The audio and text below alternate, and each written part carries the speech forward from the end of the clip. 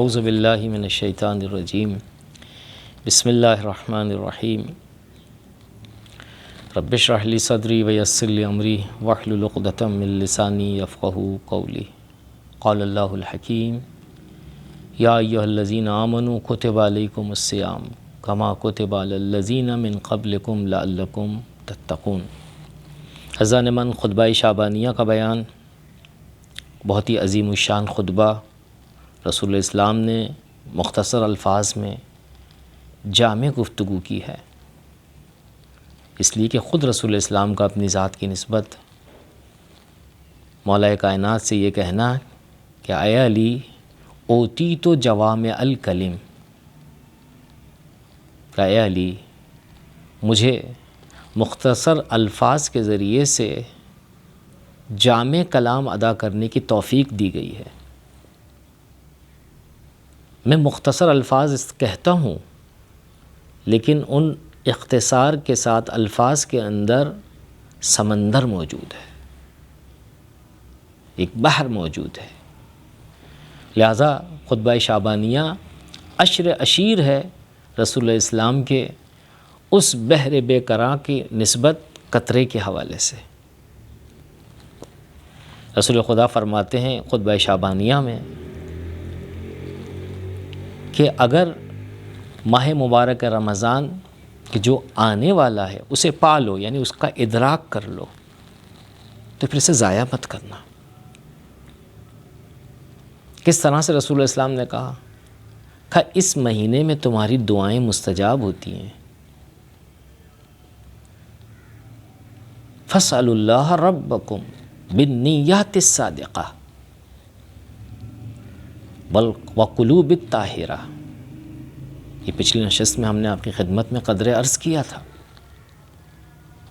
اب وہ درخواست ہے کہ خداوند عالم سے ہم کیا مانگیں؟ تو رسول اسلام فرماتے ہیں اگر مانگنا ہو تو یہ مانگو، ان یوفقکم لصیامہ و تلاوت کتابہ، کہ بار الہ جب تیرا مہینہ پورے آب و تاب کے ساتھ ہمارا ہم نشین ہو گیا تو اب تجھ سے درخواست ہے کہ اس مہینے کی نسبت روزوں کی توفیق عطا فرما۔ یہی رکیں گے عزیزان من۔ اور دوسری دعا جو ہے وہ تلاوت قرآن کے حوالے سے کہ بار اللہ توفیق دے اپنے کلام کی تلاوت کی۔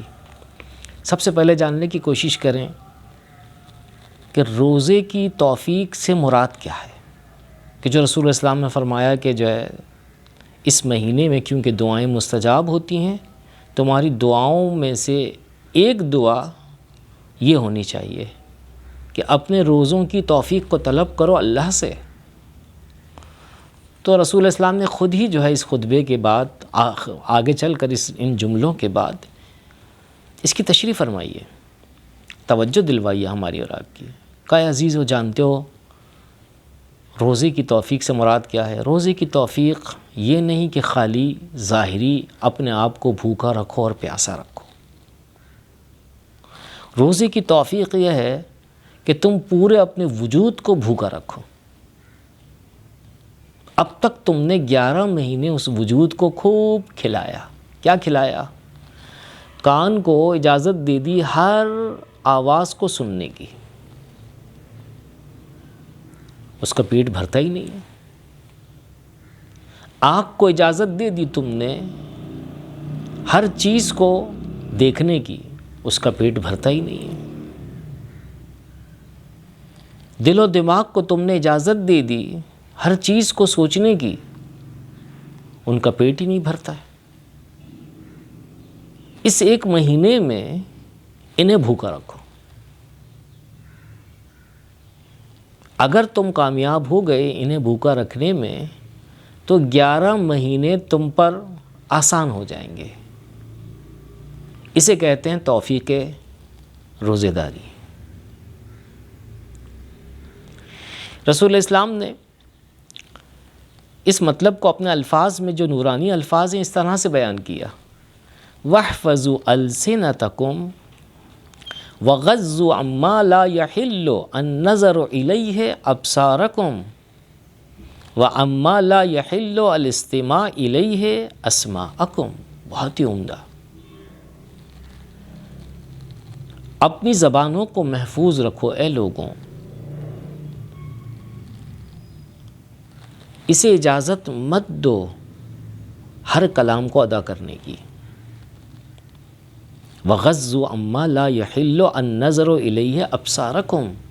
اپنی آنکھوں کو نیچا کرو، اپنی آنکھوں کو بند کر دو ہر اس چیز کی نسبت کہ جن کی جانب نگاہ کرنا حلال نہیں ہے، جائز نہیں ہے. وَأَمَّا لَا يَحِلُّ الاستماع إِلَيْهِ أَسْمَاعَكُمْ.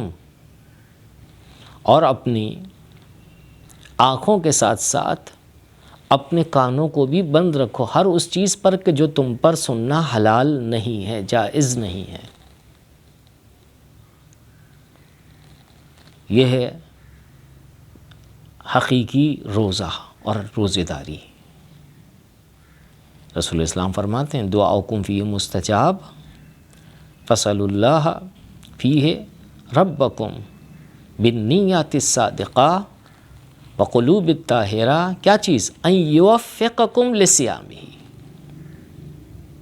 روزہ داری کے حوالے سے توفیق طلب کرو. یہ روزہ داری ہے. نہ بھوکا رہنا ظاہری، نہ پیاسا رہنا ظاہری، باطن کو بھوکا رکھو. کیوں کہ ہم نے پچھلی نشستوں میں عرض کیا، روح باقی رہنے کے لیے خلق ہوئی ہے، فانی ہونے کے لیے نہیں. خدا رہا اے انسان عزیز، اپنے ہاتھوں سے اپنی روح کا گلا مت دبا، اس کا گلا مت گھونٹ.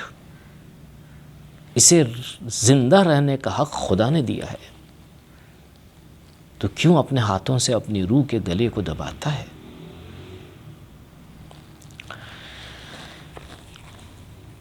دوسری دعا ان یوفقکم لتلاوت کتابہ. اپنی کتاب کی نسبت یعنی خدا کی کتاب کی نسبت تلاوت کی توفیق کو طلب کرو. خدا تم سے یہ چاہتا ہے. لیکن عزیزان من، تلاوت کی نسبت جو ہمارا تصور ہے عام طور پر وہ یہی ہے کہ جو ہمیں نظر آتا ہے کہ سورہ فاتحہ سے ہم نے شروع کیا قرآن کو، سورہ ناس پر جا کے تمام کیا، پھر دوبارہ ہم نے سورہ فاتحہ سے شروع کیا ایز اٹ از، دوبارہ ہم نے سورہ ناس پر تمام کیا. یعنی لفظی طور پر تکرار در تکرار، الفاظ کا ریپیٹیشن نہیں ہے عزیزان من. اگرچہ اس ظاہری تلاوت کا بھی ثواب روایات کے ذریعے سے نقل ہوا ہے، کوئی شک نہیں ہے، نورانی الفاظ ہیں، یہ اللہ کا کلام ہے. لیکن عزیزوں، قرآن اس مقصد کے لیے نہیں آیا. قرآن اسی ظاہری راستے کے ذریعے سے حقیقی جو ہے ہدف تک پہنچانے کے لیے آیا ہے. اور وہ کیا ہے؟ شہر رمضان الذی انزل فیہ القرآن ھدی للناس وبینات من الھدی والفرقان. سورہ بقرہ آیت نمبر 185. رمضان کا مہینہ وہ مہینہ ہے کہ جس میں ہم نے قرآن کو نازل کیا. خدا کہہ رہا ہے. جانتے ہو کس لیے قرآن کو نازل کیا؟ محض تلاوت کے لیے نہیں، ظاہری ھدی للناس. یہ ہدایت کا سر چشمہ ہے. وبینات من الھدی والفرقان، حق اور باطل کے درمیان جو ہے امتیاز کا سر چشمہ ہے یہ. لہذا تلاوت قرآن کی نسبت توفیق عزیزان من وہ اس کی ہدایت کو پانا ہے کہ جسے خود خداوند عالم نے ایک سے زیادہ مقامات کے اوپر اس مطلب کو بھی کہا کہ یہ ہدایت نہیں ملے گی مگر کب کہ جب تفکر، تأمل اور غور و فکر کی دہلیز پر نہیں آؤ گے. افلا یتدبرون القرآن ام علی قلوب اقفالها. شدت کے ساتھ خداوند عالم کا بیان اور لحن ہے یہ. آیا یہ لوگ قرآن میں تدبر سے کام نہیں لیتے یا پھر ان کے دلوں پر تالے پڑے ہوئے ہیں؟ ان کے دل مقفل ہیں، لاک شدہ ہیں. یعنی دوسرے الفاظ میں کہا اے لوگوں، اپنے دلوں پر پڑے ہوئے تالوں کو اگر کھولنا ہے تو اس کی کنجی کا نام ہے تدبر، غور۔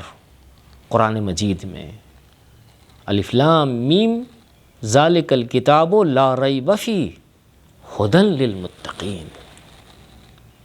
ماہ مبارک رمضان ماہ تقوی ہے، اور یہ تقوی کا ریشہ روزہ ہے، اور اس روزے کو منظم کریں قرآن مجید کی تلاوت سے، کہ جو مجھے اور آپ کو نورانیت عطا کرتا ہے، کہ اسے کہا جاتا ہے کہ رسول اسلام نے کہا دعاؤکم فیہ مستجاب فاسألوا اللہ ربکم بالنیات الصادقہ وقلوب طاہرہ ان یوفقکم لصیامہ وتلاوت کتاب۔ تلاوت کتاب، حق کے تلاوت کتاب یعنی غور، فکر، تعمل اور ہدایت کو پانا۔ شہر رمضان الذی انزل فیہ القرآن ھدی للناس وبینات من الہدی والفرقان۔ لیکن عزیزوں، آخر مطلب میں آپ کی خدمت میں عرض کرتے چلیں کہ کیوں کر ممکن ہے ہم اتنی تلاوت کرتے ہیں لیکن ہمیں لطف نہیں آتا،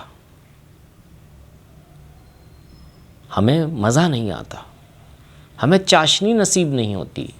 یعنی دوسرے الفاظ میں غور کی دہلیز پر اسی وقت انسان آئے گا کہ جب چاشنی محسوس ہو، جب لذت محسوس ہو، اور اس کے بعد پھر ہمیں ہدایت ملے گی۔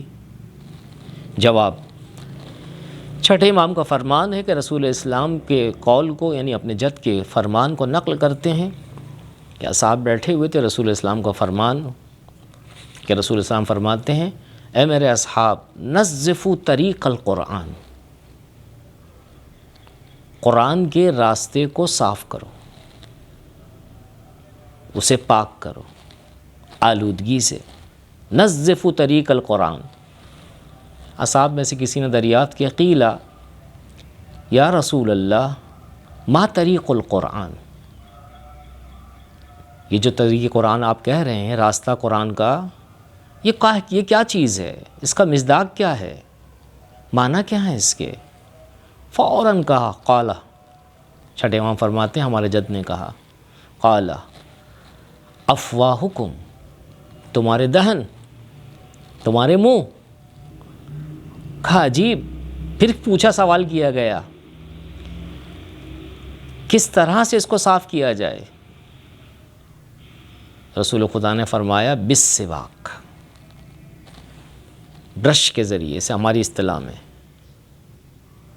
مسواک کے ذریعے سے، کیونکہ سوال کیا گیا فبماذا، کیسے اس کو صاف کیا جائے اس راستے کو؟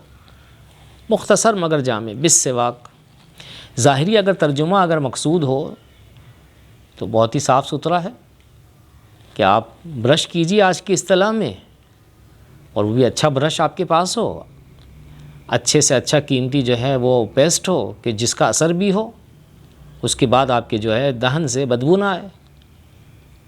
یہی ہمارا معیار ہے برش کا، اور دانتوں میں پھنسی ہوئی غذا بھی نکل جائے اور خوشبو بھی دے۔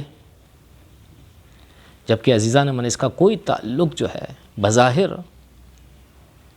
قرآن مجید کی تلاوت سے نہیں ہے، اگرچہ روایات کو اگر دیکھیں اس کے علاوہ دوسری تو وہ ہے بھی کہ آپ کا جو ہے جب آپ تلاوت کریں تو آپ کے دہن سے خوشبو آنی چاہیے، ظاہری بھی، اور وہ اسی وقت ممکن ہے کہ جب ہم اپنے دانتوں کو برش کریں خوشبودار پیسٹ کے ذریعے سے۔ لیکن عزیزوں، وہ جو اندر کا دہن ہے وہ کیسے پاک ہو؟ یعنی دوسرے الفاظ میں رسول اسلام فرماتے ہیں کہ تم ظاہری دہن کے ذریعے سے اندر کے دہن میں جو کیا ہے یہ قرآن مجید کو منتقل کرتے ہو، جس طرح سے ظاہری کھانوں کو منتقل کرتے ہو اس دہن کے ذریعے سے۔ یہ بھی ایک راستہ ہے تمہاری روحوں کے وجود میں جانے کا۔ وہ کیا؟ معنوی غذا کے جو قرآن مجید ہے مادبۃ اللہ کی صورت میں۔ آسان الفاظ میں عزیزان من، زیادہ زحمت نہ دوں آپ کو۔ رسول اسلام فرماتے ہیں، پوچھنے والے کو جواب دیا کس طرح سے پاک کریں؟ بالسواک۔ تو وہ سواک کیا چیز ہے؟ رسول اسلام دوسرے الفاظ میں یہ کہنا چاہ رہے ہیں کہ عزیزوں تم نے اس دہن کو بہت آلودہ کیا ہے، جھوٹ بول کر، غیبت کر کے، تہمت تراشی کر کے، فحش کلامی کر کے، منہ کے ذریعے سے انجام دیے جانے والے جو ہے گناہوں کے ذریعے سے، اب تم پر لازم ہے جس برش سے جو ہے اس کو پاک کرنا ہے وہ جز توبہ کے، استغفار کے اور کچھ بھی نہیں، اور وہ ہے توبہ نصوح۔ توبوا الی اللہ توبتاً نصوحا، سورہ تحریم۔ لہٰذا عزیزان من، جو رسول اسلام نے کہا کہ اس مہینے میں قرآن مجید کی تلاوت کی توفیق کو طلب کرو، تو یاد رکھیں عزیزان من، قرآن مجید کی توفیق غور، فکر، تدبر، ہدایت اور حق اور باطل کی تمیز سے ہوگی، اور یہ ممکن نہیں جب تک ہم اپنے جو ہے دہن سے انجام دیے جانے والے گناہوں کو دور نہ کریں، تاکہ تلاوت کا اثر ہماری روحوں پر آ پہنچے۔ والسلام علیکم ورحمۃ اللہ وبرکاتہ۔